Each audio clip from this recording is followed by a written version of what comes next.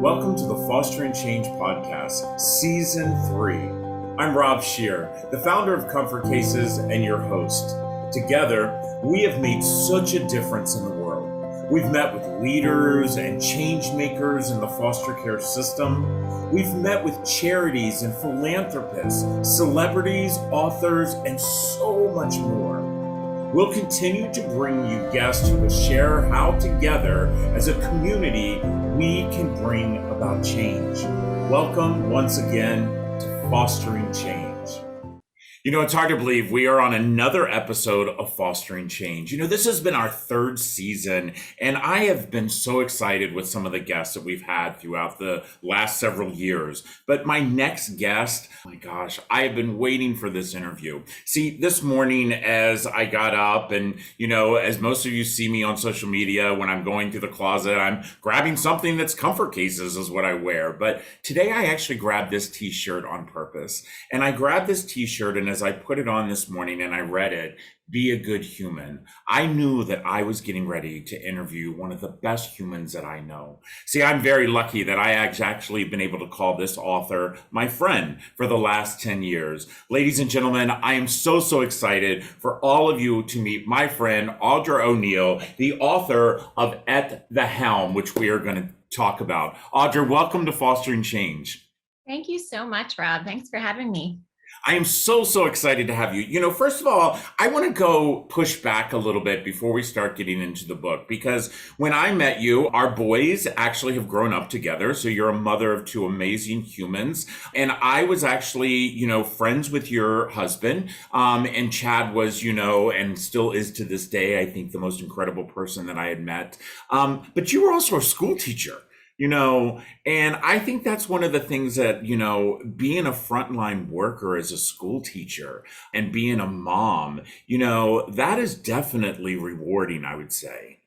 It is. It also makes things hard sometimes being a single mom. You know, I think some people can relate to that, but yes, I do. I love being a teacher. I love being a mom. And I love being your friend. Oh, thank you. Thank you. Listen, I'm going to dive right in. So, you know, I remember when you reached out and Chad had got the diagnosis. And I know this is probably hard, and you've talked about this so many times, but I want our listeners and viewers to understand, because, you know, most of us, you know, have not or will not experience the loss of a loved one, and especially a loved one at such a young age. And that is the thing that I've always thought about when I think about you and Chad, is that, you know, and you guys had just really gotten into the groove. I mean, the boys were, if I'm not mistaken, the boys were only 7. Yeah, 7 years old at the time. Can you tell me, you know, a little bit about, and our listeners, about how that day when, you know, Chad was diagnosed? Yeah, it was, I mean, it's surreal. And it seems almost like a whole different person lived that life, right? Like 7 years later, now it's 7 years later. I look back and I think, oh my gosh, was that me? Did I live that? Because it's just so surreal. So we had been on vacation and he was having pains in his hip. And I just thought, you're fine. You'll go get it checked out when you get back. And then when he got back, it didn't really work out that he could get it checked out right away. He started having heart palpitations. And then he finally got into a cardiologist who said, you know, you either have cancer or you're going to have a stroke, or you've had a stroke, which just, you know, from then on, the rest of my life was, you know, just shifted in this whole different way. And his, obviously, the rest of his life. It's not anything you ever expect. I remember there used to be this, it was like a song or something about you better wear sunscreen. And I remember one of the lines in there, it said, you know, your life could change by just one message at 4:00 in the morning. And I always go back to that line in that song, because it's true. You know, your life is going on one track, and then all of a sudden something happens that changes that. Yeah, you know, and to be a young mother and to have young boys, and, you know, all of a sudden to be able to get that diagnosis that either you've had a stroke or you have cancer, to me, like I said, I can't fathom that, but all of a sudden you want to talk about a change in your life, and we're going to get into the book. And by the way, I love the book. I got my little marks that there were certain pages I want to talk about that I just thought, and I want people to know, at the Helm, when you reached out to me and told me you were going to write this book, the first thing I thought about, well, how is it going to relate to me? You're a widow. I'm not a widower. How is it? But when I read the book, I realized that it resonated into me because it made me really feel that it helps with any loss, with any loss and how that healing has come. So, as the book knows and everybody to know that, Chad did pass away. And, the boys were very young. Were the boys prepared? And I don't know if you're ever prepared to lose a parent at such a young age. And I lost my mother when I was a young boy. So I never will forget that moment when my father walked in to tell me that my mother had died. How were the boys when that moment happened? I had Chad was sick for 5 months and in and out of the hospital, and his friend had died maybe the year before, really good friend, my son's godfather. And so they had kind of seen that whole path, through the girls of that man. And so when I told them that Chad was sick, I said, he's sick, but he has a different cancer than Uncle Drew had. Uncle Drew's was a brain tumor, but Dad's is, bone and blood. And so most likely Dad will be fine. So that was how I started it off 5 months prior. And then little by little, when, there were no breakthroughs or, nothing was working, I tried to prepare them as well as I could, that this may not work, but the doctors are really working hard and Dad's really fighting. So when that was probably the hardest part of my life, actually, so far, was coming home after he died and having to tell them that he was gone. And they had just turned 7 that week. It was their birthday week. It was the day after Thanksgiving. So, when I read about like, what do children's brains understand at that age? I think typically it's hard for kids to grasp that someone's gone and the finality of that. But I do think that my kids had that experience with our friend, and I think they did understand. But the most interesting thing, and I talked to other people about this, is the first thing they said to me is, will you get remarried? Will you marry again? And a lot of other widows and widowers I've spoken to, that's their children's reaction. And I think it's just, it's this very basic mind thinking, I have a hole and I want to fill that hole. How can I fill it? Oh, I can fill it by you filling it for me, with someone else. Right.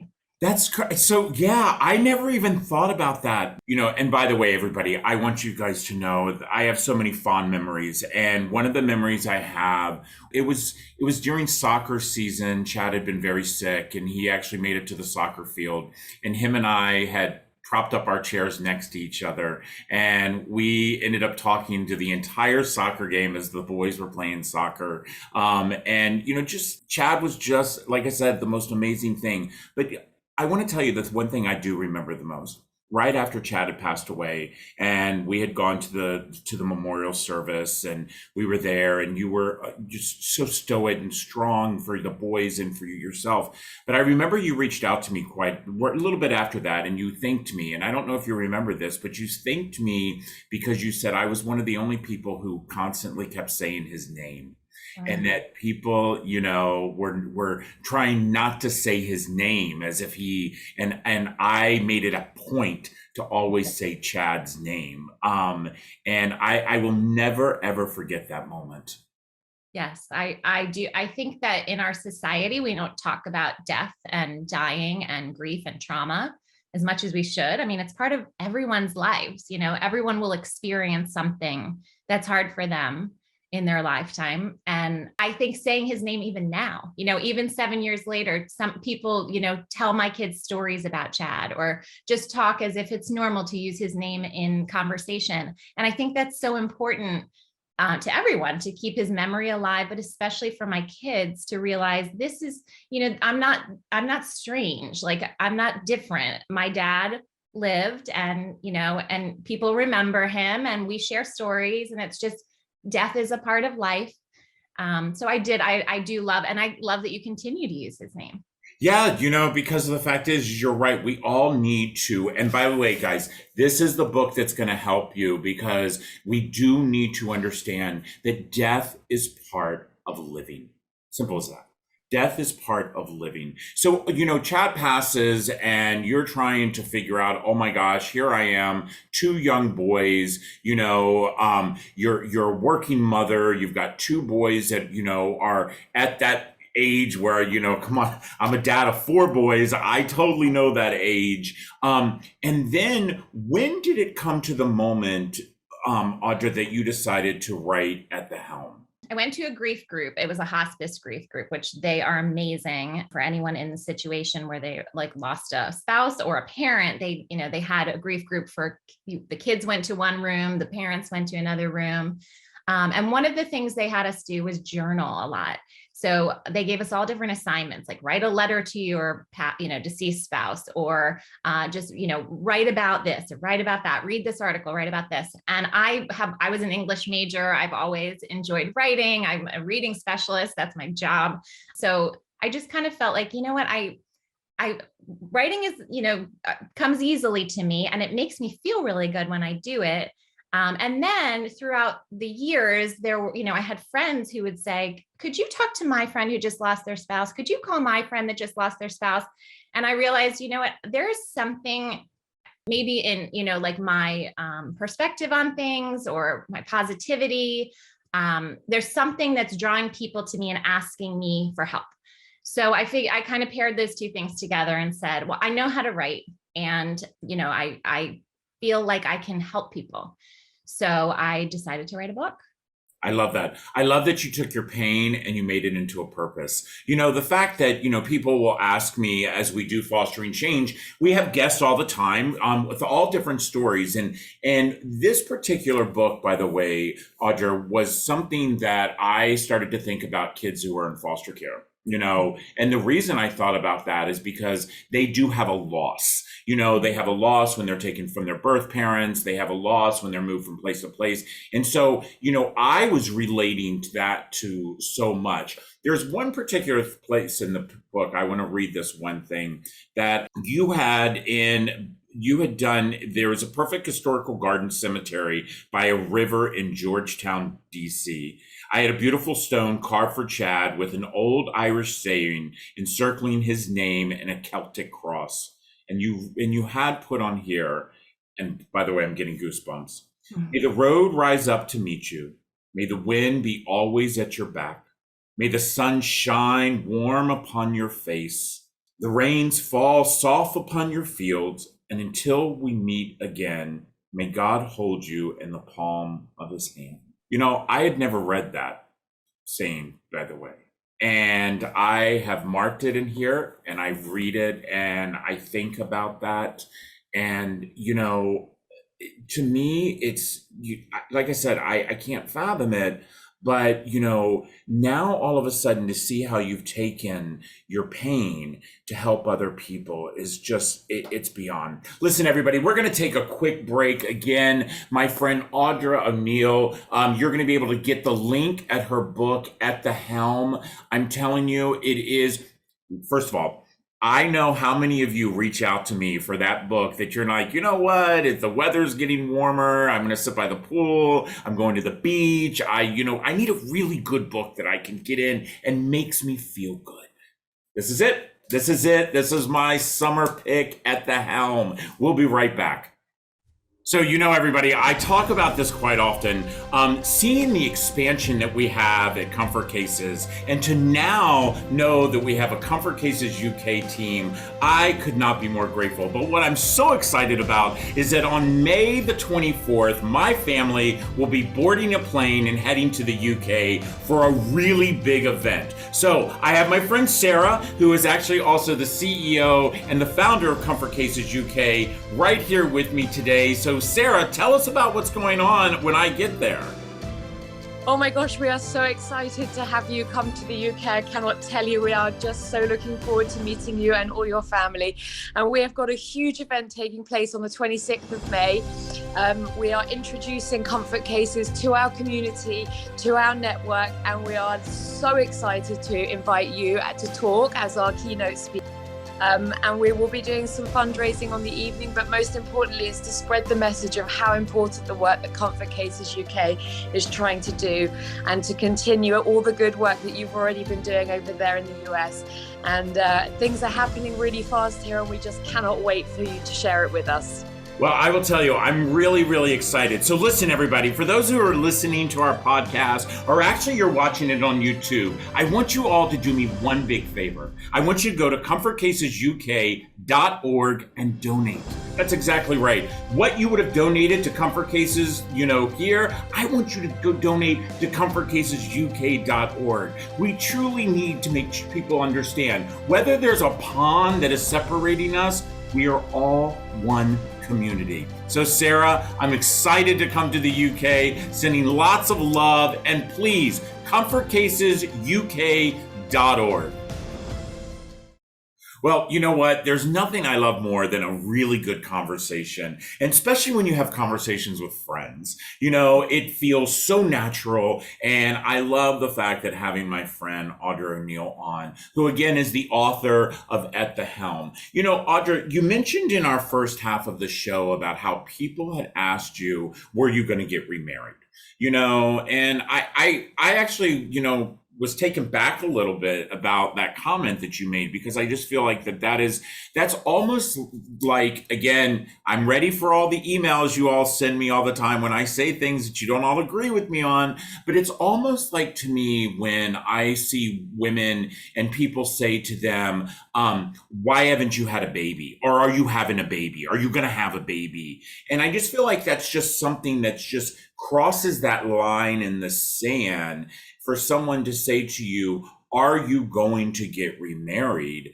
The fact is that Chad was your first love. He was one of my first loves, Rob.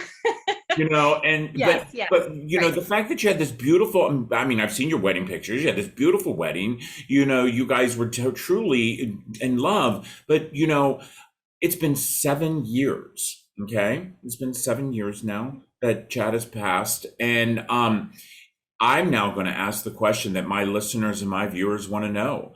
How, and actually there was a part in the book that I was like, the whole part about the uncoupling, that you had been, the uncoupling. Can we talk about that? Because was there a point within these 7 years, because I still do believe that you're grieving. I would know that you probably would grieve the rest of your life, even if you do get married.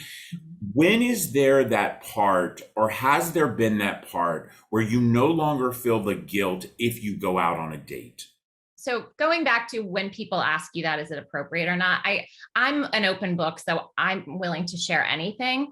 But I do think it's that people are, like my kids, want to fix me. They want to fix the situation. So they think, oh, if I get remarried, that will fix me. It'll all be fine. Grief goes away and you're good, right? Which is, we all know that's not true. I never had any guilt about dating, because I remember speaking to Chad's best friend, Anthony, and he had been with him the day before he died. And he told him, I hope that Audra finds someone else. She's young and I hope she does.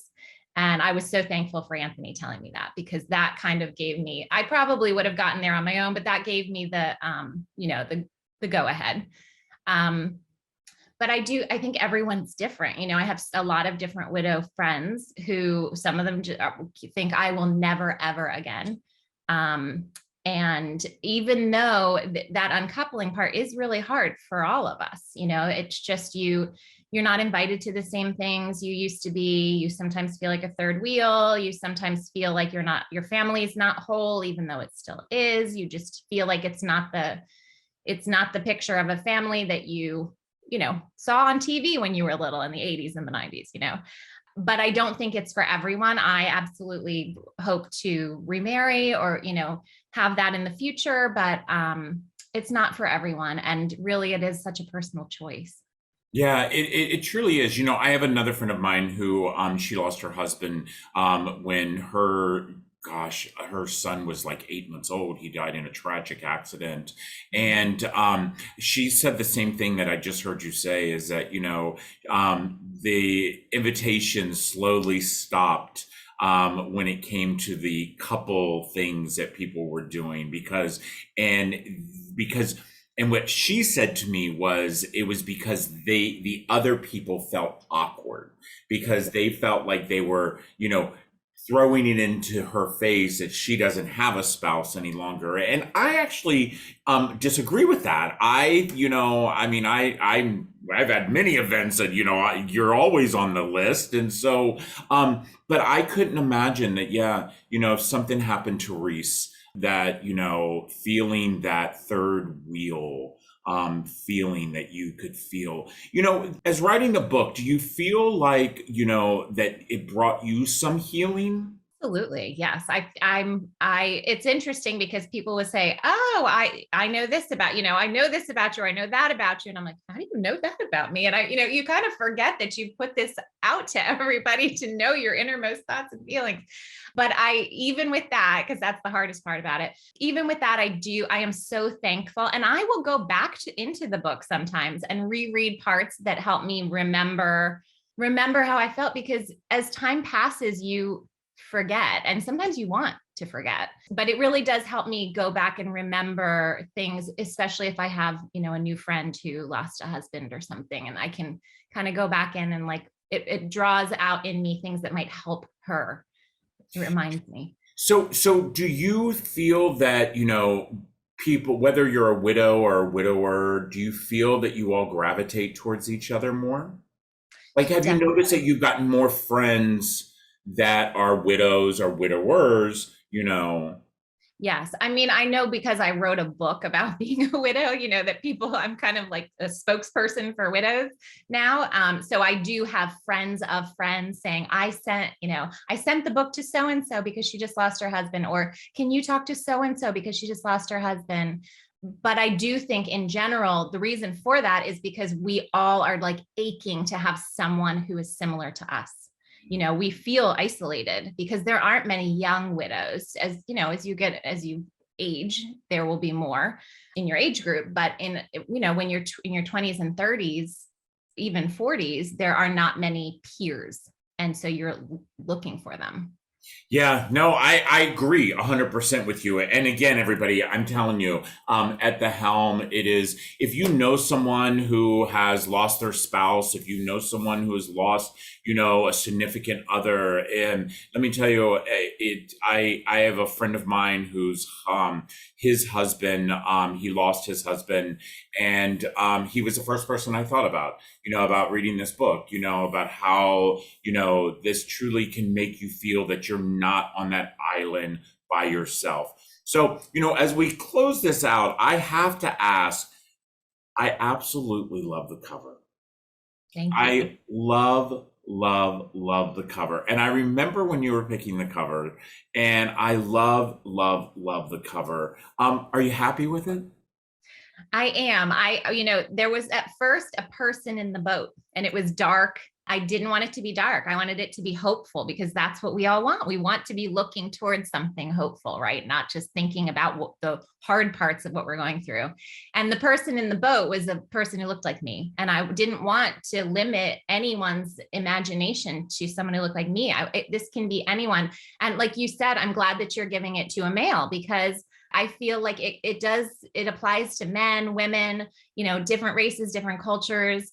We all have this same, like your shirt, that humanity is humanity. And we all feel similar things when we have loss. So I do love the cover though. Thank you. Yeah, I do. I love the cover. I love the book. Everybody, I'm telling you, it's a 10 for me. I highly recommend it. At the Helm, there's going to be a link on our Comfort Cases page and throughout all of our social medias, so you can pick. Audra, if there, and I know there are people that are listening and watching our show, how can they get a hold of you? So I have a website. It's just Audra O'Neil.com, and there's a contact page on there. And I would love to hear, anyone who would like to just connect and reach out. I'm available. So. Well, listen, I can't thank you enough. I am so excited that I get to call you my friend. I am so excited that I get to watch the boys grow and how such amazing humans they have come. And I know that Chad is looking down with the biggest smile on his face. One, he always knew that you and I would always be friends. But number two, how proud he is that you are doing exactly what you should be doing. And that is being the good human that you are. Listen up, everybody. I am telling you, this is the book for you to read this summer at the Helm. You can always reach us at Fostering Change at comfortcases.org. Again, you can reach out to my friend Audra O'Neil.com. And you know what? Listen, each and every one of us have an opportunity. We have an opportunity to impact someone else's life. Maybe there is that friend of yours that has just lost their spouse. And maybe there's an opportunity for you to reach out to them through this book, just to let them know that, you're thinking about them. And the thing that I hope you learned from this episode is that each and every one of us will experience death within our lives as we experience birth. And we do not have to let it consume us. Take your passion and make it into your purpose. Take care, everybody. Thanks, Rob. I want to say thank you to each and every one of you for listening or watching the latest episode of Fostering Change. All of us on our team hope that you've learned something new today and have been inspired to be a good human. Now, just a reminder that you can always find Fostering Change on your favorite channels on Google, Spotify, iTunes, YouTube, and others, including, of course, comfortcases.org. I want to give a big thank you to all of you for joining us each and every week. And a reminder that if you have a suggestion for a guest, or maybe you might have a question about today's podcast, or are interested in becoming a sponsor of Fostering Change, please don't hesitate to email me personally at fosteringchange@comfortcases.org. Now, that's it for now. Thanks again, and we'll see you next Tuesday. Take care.